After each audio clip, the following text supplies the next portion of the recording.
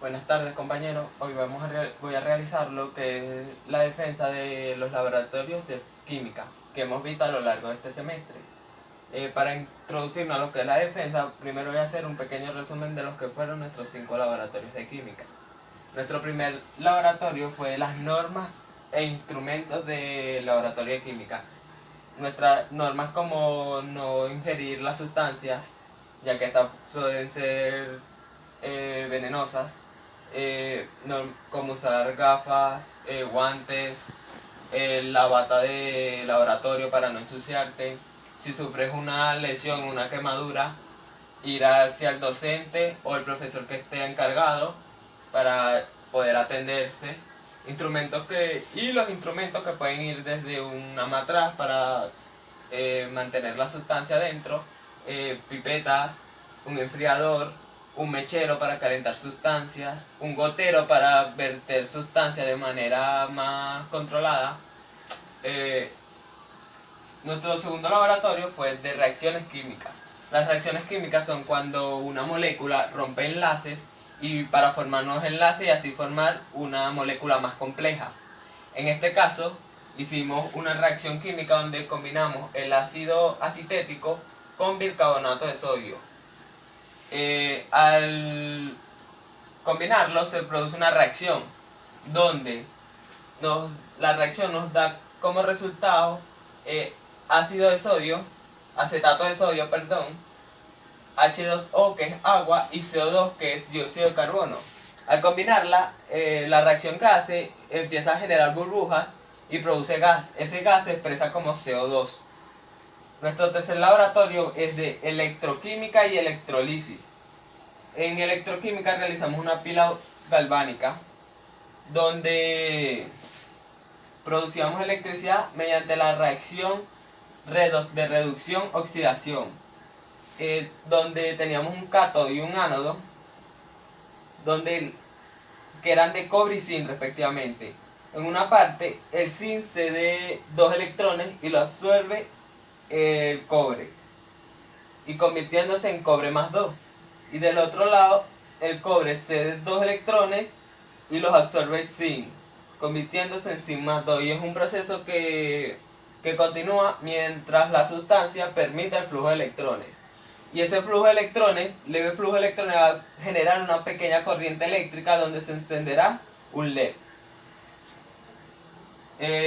Y una pila voltaica donde donde se produce la electrolisis. La electrolisis es una reacción no espontánea que necesita un poco de electricidad, una leve corriente eléctrica para poder producirse.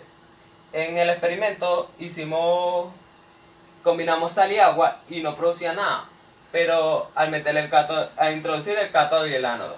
Pero si conectamos el cátodo y el ánodo a una pequeña corriente eléctrica y lo introducíamos en la mezcla, se veía como comenzaba la reacción. Y en nuestra pila galvánica hicimos con jugo de naranja y zinc y cobre, que funcionaban como nuestro cátodo y ánodo. Los introducíamos en el jugo y al conectarlos en serie y pegarlos a un pequeño LED de bajo voltaje, este encendía, así permitiéndonos observar el leve flujo de electrones que había en ella.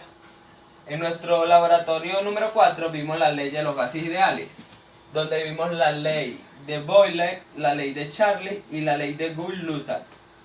En la ley de Boyle vimos a temperatura constante la presión es inversamente proporcional al volumen. Esto quiere decir que si la presión aumenta, el volumen disminuye, y si la presión disminuye, el volumen aumenta. Esto lo probamos mediante el experimento donde introducíamos un globo en la boca de la botella y al apretar la botella reducía el volumen de dicha botella, provocando que la presión aumentara y el globo saliera disparado. En la ley de Charles dice que a presión constante el volumen es proporcional a la temperatura. Esto quiere decir que a mayor temperatura, mayor volumen, y a menor temperatura, menor volumen. Esto lo probamos mediante el experimento donde inflamos un globo con aire y lo introducíamos en la nevera. al cabo de un tiempo se veía como el globo reducía su volumen, ya que se enfriaba. La ley de Coulomb dice que a volumen constante la presión es proporcional a la temperatura. Esto quiere decir que a mayor presión, a mayor temperatura, mayor presión, y a menor temperatura, menor presión. Esto lo probamos en el experimento, mediante el experimento donde introducíamos un globo en la boca de una botella. Y al meter la botella en agua hirviendo, que ya había pasado su punto de ebullición, el globo salía disparado, ya que aumentaba la presión de la botella. Nuestro laboratorio número 5 fue de soluciones, donde aprendimos a calcular las proporciones que se encuentra la solución. Por ejemplo, en la proporción masa-masa calculamos cuántos gramos de soluto hay por cada 100 unidades de solución. Y lo mismo se aplica para los cálculos de proporciones, los otros dos cálculos de proporciones. También aprendimos a calcular normalidad, que es la equivalencia del soluto entre el volumen de la solución, pero el volumen en litros. Y la molaridad, que es los moles del soluto entre los litros de la disolución.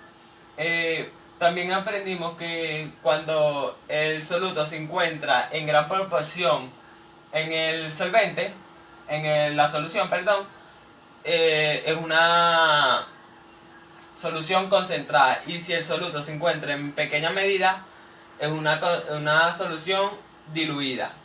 Eso lo vimos en nuestros experimentos cuando combinamos el agua con harina de trigo.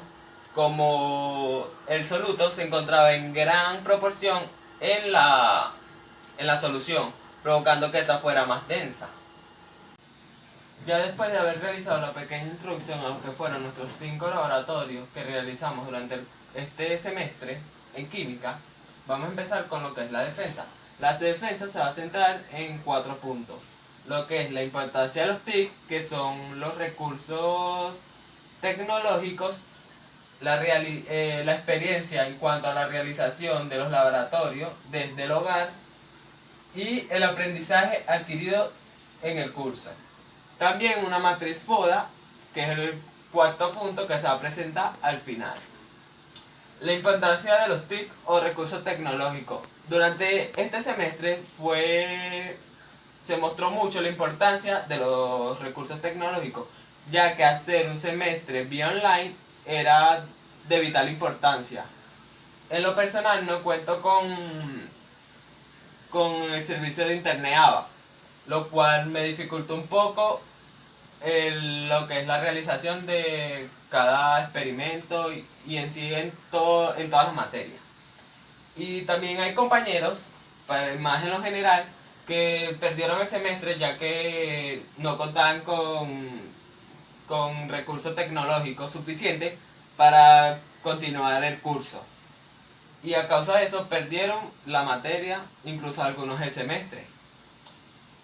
Se vio que el internet nos permite un mayor acceso a información y de manera más rápida nos facilitó mucho lo que es la investigación. Y ya que es una herramienta muy importante, también puede ser muy dañina, ya que al darnos mucha información, mucha de esta puede ser errónea o de fuente muy dudosa. Por lo tanto, ya depende del individuo buscar diversas fuentes, comparar, leer y analizar para poder hacer que su fuente sea viable y no cometer un error como cometen muchos, que es buscarlo primero, copiar, pegar y ya, que es un grave error que cometen muchos, ya que a veces la fuente no está en lo correcto, provocando que te salga mal lo que vayas a realizar. En cuanto a la experiencia al realizar los laboratorios desde el hogar, fue un poco complicado, ya que debido a la cuarentena me dificultó encontrar muchos de los materiales para realizar los experimentos. Y tuve que optar por hacer experimentos de manera muy sencilla, ya que no contaba con los materiales suficientes para realizar algunos experimentos más complejos. Pero en cuanto a mi experiencia fue muy positiva, ya que muchos fueron muy entretenidos y fue muy interesante aprender sobre ese contenido. En cuanto al aprendizaje adquirido en el curso, ya eso depende mucho del individuo, ya que si el individuo no está dispuesto a aprender, no va a aprender y ya. Pero si la persona se quiere completar como ella, como ser, y quiere aprender más cosas, se va a preocupar por aprender, ya sea así no tenga internet, buscar de la manera de investigar, si no encuentra los recursos, buscar alguna manera para solucionar ese problema y lograr conseguir los recursos necesarios para realizar cada experimento. Y preocuparse en investigar, que es lo más importante que hay, ya que si no investigas no vas a aprender nada. Tú puedes hacer las cosas nada más para pasar y ya, pero puedes pasar y no aprender nada, como hay gente que pasa penitas y aprendió mucho.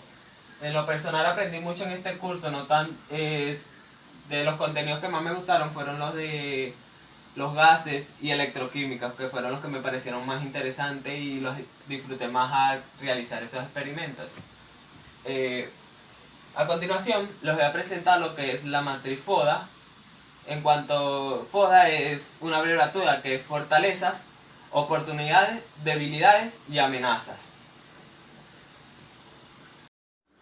A continuación vemos lo que es nuestra matriz FODA. FODA es un acrónimo que significa F de fortaleza, O de oportunidad, D de debilidad, A de amenaza.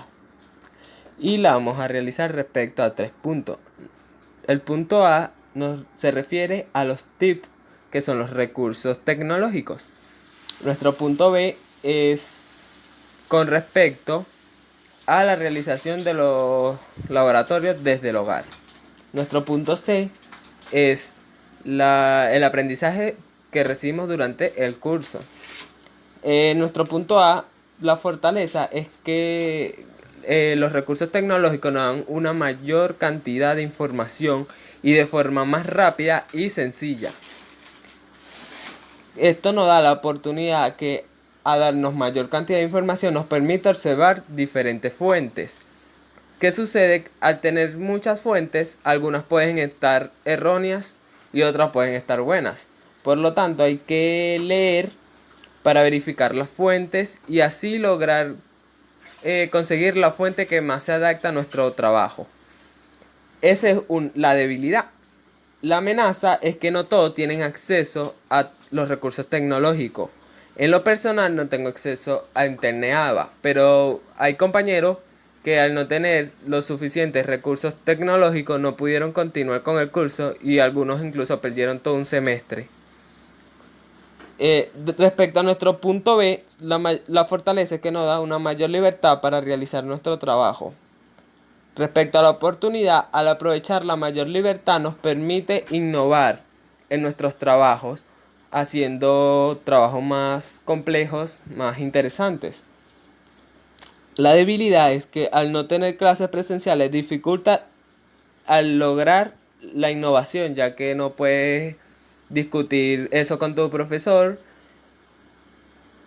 Y la mayor amenaza es que debido a la cuarentena encontrar los materiales necesarios para realizar los trabajos era muy complicado. En lo personal me costó mucho conseguir los materiales para realizar todos los trabajos, así que tuve que optar por trabajos un poco más sencillos. Respecto a nuestro punto C, depende más del individuo y sus ganas de aprender, ya que no todos van a estar dispuestos a ir con las ganas de aprender y que muchos van a ir nada más a pasar y no se preocupan en aprender nada. La oportunidad es que si el individuo quiere aprender y debido a la cuarentena que nos da mayor tiempo libre nos permite aprender más, ya que vamos a tener mucho tiempo libre, logramos repasar y estudiar con más detenimiento los diversos contenidos para lograr un aprendizaje mucho mayor.